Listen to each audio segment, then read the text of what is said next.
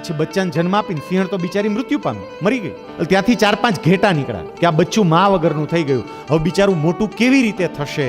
ઘેટાઓ આ સિંહના બચ્ચાને પોતાની સાથે લઈ ગયા, ઉછેરીને એને મોટું કર્યું. સિંહ હતો થઈ ગયો ઘેટા જેવો, કે ઘેટા ભેગો રહ્યો, ઘેટાની જેમ બોલે.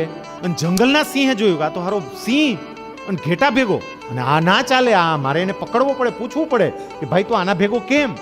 અને જંગલના સિંહને જોયો એટલે ઘેટા ભાગ્યા.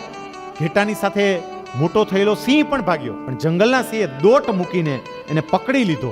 પછી સિંહ સરોવરના કાંઠે લઈ ગયો, એમાં પ્રતિબિંબ બતાવીને કીધું જરાક જોતો મારા જેવો દેખાય છે, આમ જો નજર કર.